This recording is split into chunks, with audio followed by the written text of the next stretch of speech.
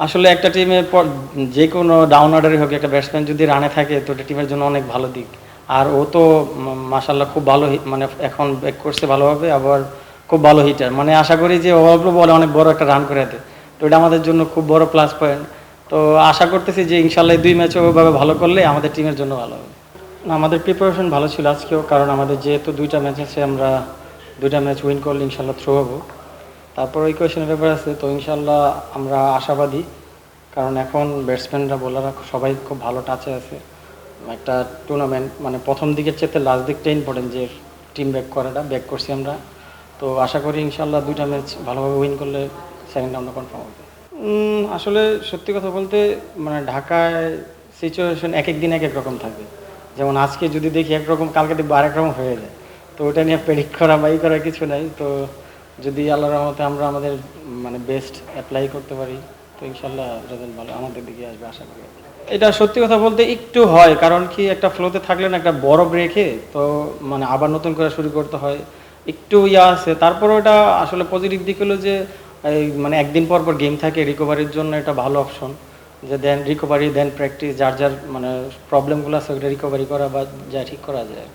আসলে সত্যি কথা বলতে মাঠে নামলে না ওগুলো কোনো কিছু মাথায় থাকে না, নিজের কাজটা এজ এ প্রফেশনাল আমি কি আমার ওই সিচুয়েশনে আমার কি কাজটা ওটা নিয়ে আমরা ফোকাস থাকি।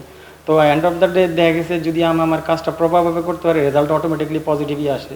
তো ওই ক্ষেত্রে দেখা গেছে যে যার যার কাজটা নিয়েই থাকি। তো মানে ওইসব সিচুয়েশনে মানে পাবলিক হোক বা ইক হোক এগুলো মাথায় আসে না। যে অবশ্যই আমি আমার নিজের বেস্ট ট্রাই করতেছি ভালো করার। আর প্রত্যেকটা প্লেয়ারের ইচ্ছা থাকে যে নেক্সট ডেটে আরও ভালো আসুক। তো আমার ইচ্ছা যে ইনশাল্লাহ ভালো করে যাতে নেক্সট ডে, কারণ এবার আমি পরে টিম পাইছি, তো আশা করতেছি যে আরও 2টা খেলা আছে, ভালো করে যাতে নেক্সট ইয়ার আমার এরকম সাফার করতে না হয়। তা তো অবশ্যই, আমরা প্রথম থেকে একটু ছিলাম, কিন্তু ওরা দুইজনই প্রত্যেকটা ম্যাচের পরে ডিসকাস করতেছিল যে কীভাবে ভালো করা যায়, ইমপ্রুভ করা যায়। এবং প্র্যাকটিসে হোক বা রুমে হোক দেখলাম যে ওরা ডিসকাস করতেছিল যে আসলে কিভাবে ওরা যদি ব্যাক করে দেন আমাদের টিম ব্যাক করবে। তো আলহামদুলিল্লাহ ওরা দুজন কথা বলছে প্র্যাকটিসের মাধ্যমে, যেভাবে ব্যাক করছে আমরা আসলেই মানে ওইভাবে ব্যাক করছি টিমটা। না, আসলে সুজন ভাই ওইভাবে কিছু করে নাই, কারণ কি যে আমাদের যে ব্যাটসম্যানরা যাদের ছিল ওরা অনেক দিন ধরে সুজন ভাইয়ের সাথে আছে। তো সবাই সবার কাজগুলো নিয়ে ওনার সাথে কথা বলছিল, এবং উনি আমাদের সবসময় পজিটিভ বলতেছিল যে আমাদের শুরু যেহেতু খারাপ হয়েছে যত তাড়াতাড়ি আমরা ব্যাক করতে পারি। তো এখন যেহেতু অপরচুনিটি আছে, তো বলতেছিল যেহেতু আমাদের অপরচুনিটি আসছে, এটা যেভাবে আমরা যাতে সেকেন্ড রাউন্ডে কোয়ালিফাই করার জন্য অ্যাপ্লাই করি।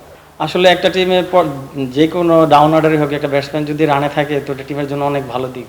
আর ও তো মাশাল্লাহ খুব ভালো মানে এখন ব্যাক করছে ভালোভাবে, আবার খুব ভালো হিটার, মানে আশা করি যে অল্প বলে অনেক বড় একটা রান করে দেয়, তো এটা আমাদের জন্য খুব বড় প্লাস পয়েন্ট।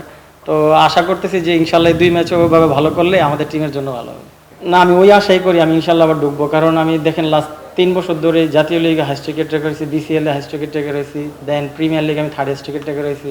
তো আমি আমার দিক থেকে আমি চেষ্টা করতেছি যে আমি যাতে যখনই সুযোগ পাই কাজে লাগে, এটা সিলেক্টরদের ব্যাপারে, ওনারা যদি নেয় ইনশাল্লাহ আমি চেষ্টা করবো আমার সর্বোচ্চ দিয়ে দেশের জন্য কিছু করার।